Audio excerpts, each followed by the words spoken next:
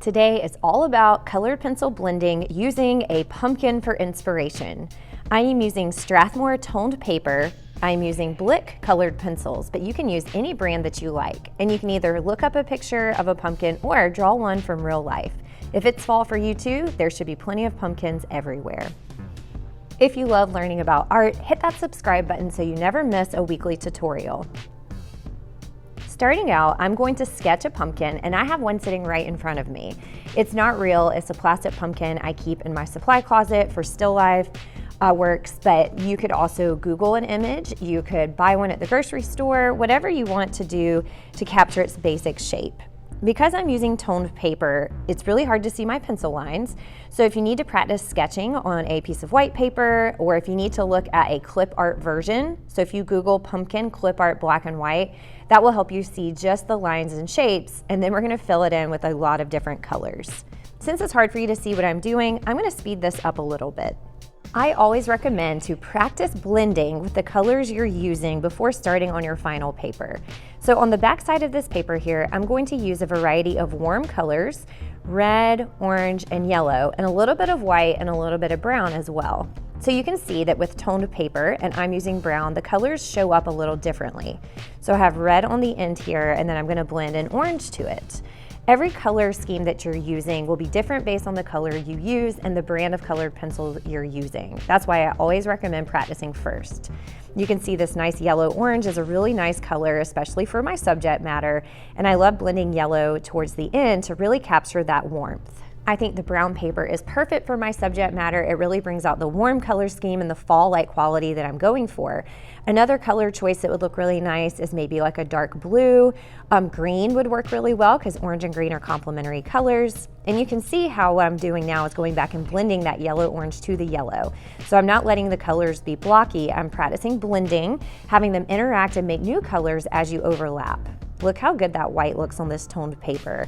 That's one of the beauties of using paper that's not white, is you can really blend with that white colored pencil and bring your colors to life. I'm going to use blue on the end here. Now blue and orange are complementary colors, and when you use that for a shadow, it looks so much nicer than just using black. It's a really nice neutral, and it really gives your artwork unity. So I'm going back over it with my orange to blend that in. So these are the basic colors that I will be using. You could certainly do a pumpkin that's not a natural color scheme. I'm practicing some browns here because I know I'm going to use brown on my stem. You could do a blue pumpkin or rainbow pumpkin. I have a student right now who's doing a white one. It's gorgeous. So play around with colors here before you commit to the colors on the front of your paper. Now that I've practiced and feel confident with my colors, I'm going to do the same gradient and blend of colors that I did before. Although my pumpkin is orange, I am starting with red, and that is going to be the darker areas that I will then add a complementary color to, and the color brown. So looking at a pumpkin, there's lots of different shapes and sizes. You can have those like tiny little ones that are much shorter. Some pumpkins are more round. This one's a little bit taller. And so I'm just gonna shade a little section at a time. One of the reasons why a pumpkin makes a great subject is it has beautiful colors, beautiful areas of dark and light, and it's a really great way to practice blending and shading to make something look 3D. You can see I pressed down harder on my ends to give the illusion that they're wrapping around and that they're going in, giving it that three-dimensional shape. Also notice how lightly I use my colored pencils to start. Blending colored pencils takes time, effort, and layering. So you want to always make sure that you go back and layer and not get too heavy-handed to start, or else you won't be able to blend colors as easily. So with my blending, I use red as the darkest color, and now I'm going in with that beautiful orange and blending the red to it. So although I'm using red, it's creating a red-orange, not a red pumpkin. So then I'm gonna go back in with that yellow. Notice I'm leaving a gap towards the center. I want my light source to kind of hit the pumpkin at the middle part of each of these little sections. So I'm using yellow, and I'll go back and blend white to that. How nice is that white highlight? Oh my gosh. Although I want some white on there, I'm going to blend it back in with the yellow, but I'm going to use that white to create a highlight and also lighten up some of those colors I've used before. I'm going back with my yellow and blending, so it has the effect of being 3D, but my colors have lots of blending, layering, and harmony within them. So using the yellow right towards the light source. Now I'm going in with my brown and creating a shadow. So if you're looking at a pumpkin sitting on the table, it rounds under and creates a beautiful dark space and shadow underneath the pumpkin, and it also amplifies each section. That's why it's just such a great subject subject matter because it just allows for so much shading and blending. As the pumpkin goes towards the stem, you can also see it creates a little shadow there too, so I'm darkening my edges there with the brown. I am gonna go back with blue, since orange and blue are complementary colors, to enhance my shadow even more.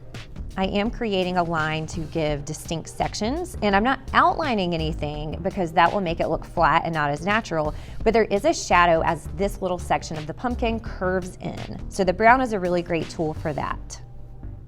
You can see I'm using it to overlap into my red section too, and then I'll go back with red and make sure I blend. So with colored pencil, it's a lot of back and forth and back and forth. You'll be picking up the same colors over and over again to blend and create that beautiful blended look that's going to make this look like a painting or something you did with oil pastels. Now you can see I'm using my blue to create a beautiful shadow, and I'm using a navy blue, so that's the darkest blue I could find in my pack of colored pencils, but you experiment with what works for you. You could also use green, because green mixed with the red would also make a beautiful neutral using complementary colors. So this looks super 3D, and I'm just gonna repeat these steps again and again in each of these sections. I sped things up just a little bit, so if my hand's moving faster, that's why.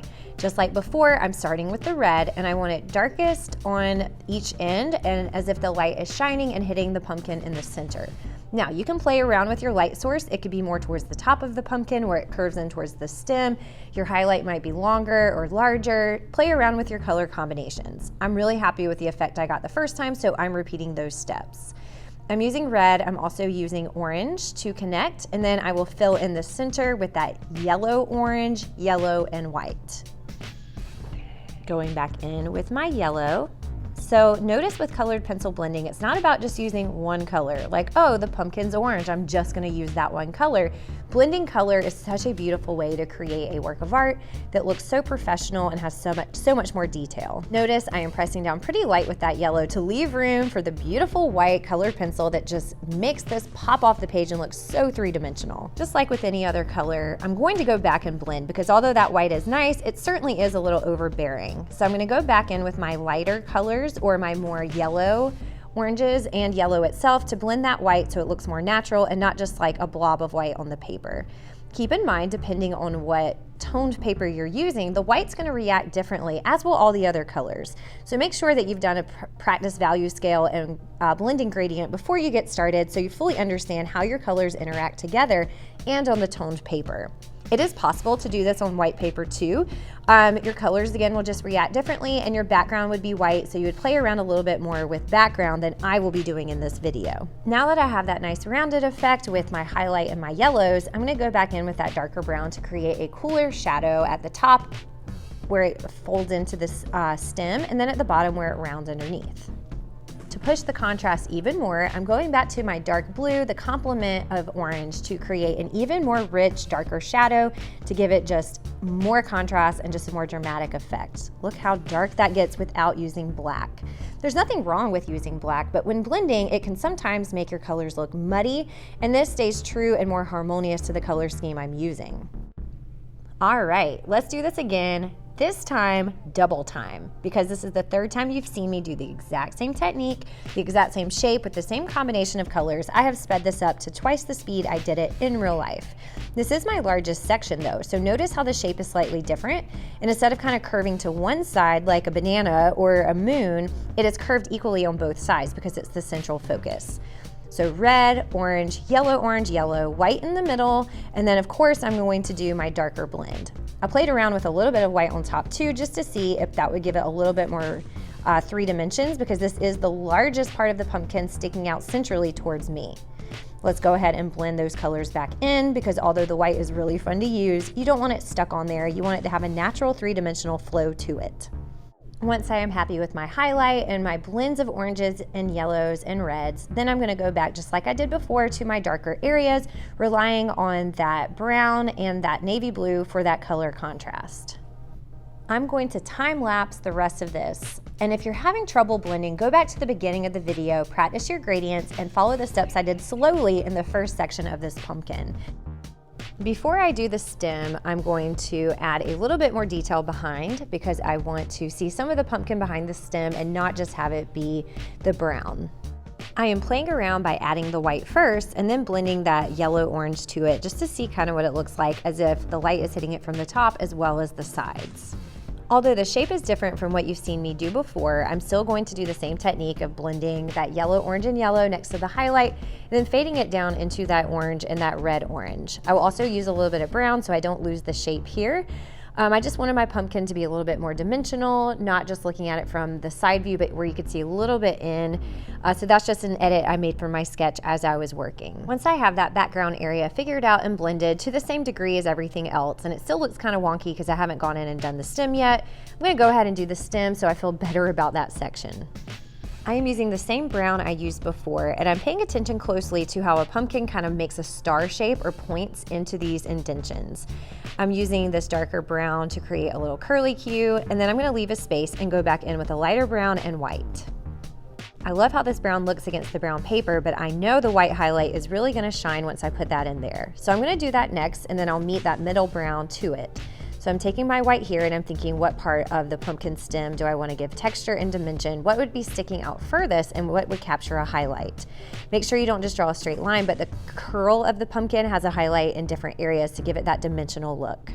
I'm using that same dark blue to emphasize the shadows inside of the stem as well. And I'll blend those out, but I'm kind of playing around with my lightest lights and my darkest darks, and then I'll kind of blend. I'm feeling really good about that. I love how dimensional it is, but I feel like my pumpkin is just kind of floating around, so I'm going to use that same blue to give the illusion of a shadow. I am going to add a little bit of a background to this as well, so I'm using two different blues to create a darker and a lighter shadow, and I don't want it just to be basic. I know the background is toned, which means it's on a piece of paper that isn't white, but it has a tone to it, but I always like to add a little bit more detail to the background, but not pressing down as much. I'm taking the edge of the colored pencil and just giving a little bit of blue to connect that shadow to my background. It's still very brown. You can see the blue, but it's just like a little bit more emphasis to create more unity in my color scheme. Let's speed this up. I'm gonna go double time here just so I fill my page a little faster, since this skill is really not advanced compared to all the blending that we've done so far. I'm going to go back to my darker blue and develop that shadow a little bit more. I really like contrast, so I want the shadow to be much darker underneath, right where the pumpkin is sitting on whatever surface this is, but then also use that same blue to kind of fade out and create a more mid-tone or medium shadow using less pressure with my blending. If you're looking at a pumpkin in real life, like I am, even if it's a fake one, look and see the shadow that it creates sitting on your surface. That's one of my favorite things about this, is just the shape of it. And so adding that darker shadow underneath is really going to give the artwork more depth and make it look like it's anchored to something and not just floating around in space. Speaking of unity, because I used blue in the background, I'm going to go back in with my lighter blue and give it a little kiss of blue. Keep in mind, whatever you're drawing or painting is sitting in an environment or an atmosphere, and they're not separate from each other. So this pumpkin is not separate from the background space, and so reflected light would be present in both. So that is why I'm taking that blue and making it a part of the orange of the pumpkin, as if there's reflected light on it, or it's a part of the environment it's in and not just separate from it. Sometimes it's really difficult when drawing to incorporate your background and your positive space, which is whatever subject it is, and make them work together cohesively. So that's a little trick to make sure that your artwork is not just like separate from your background, but it has a lot more harmony in its color scheme. I'm gonna get a little bit more wild with my color and use green, which is not a color I've used before. If you look at pumpkins in real life, they're organic, they're from nature, and a lot of times you'll see flushes of green. And so I'm using that here just to give it a little bit more dynamic color, just to tie everything together and give it a little bit more depth in my color scheme. It's not that noticeable, but it does make a difference. I'm gonna jazz up my background a little bit more, and I'm using that white to go off my edges because I feel like I kind of stopped short. So I'm using that white pastel to just go all the way to the edges. I could take it to the paper cutter and trim it a little shorter. That would work as well, but I just wanted to give it a little bit more sense of light by having it kind of fade to light as it goes towards the back. To create even more color harmony, I'm going back with that green that I used and just very gently adding a little bit to the background. It connects to the blue color that I use, it connects to the orange of the pumpkin, and it gives it just a little bit more dynamic color. I'm going to do a little bit more darkness and touch-ups on the shadow, and then I should be done, but This was looking a little bit bell pepperish to me as I was drawing it. The pumpkin I used, as you saw from the photograph, was a little bit longer and skinnier, but it felt a little bit too much like a bell pepper and less like the roundness of a pumpkin. So I'm just gonna go back and, again, I'm not gonna show you every step, but just give it a little bit more roundness on the right-hand side. So if you don't like the shape of your pumpkin, or you feel like you need to do more blending, you know, go back in there and make it the way you want it to be. I feel like I'm just adding a little bit more detail, and I feel really confident, really happy. This was really fun to make, and I love how I blended my color. So I'm gonna call it finished. Thank you so much for sticking around and making art with me, and if you're interested in more tutorials, check these out. Find me on Instagram at thatartteacher_Machado to see what my students are up to in my classroom, and my website, thatartteacher.com, has all of my full-length lesson plans, student examples, and rubrics, all for free.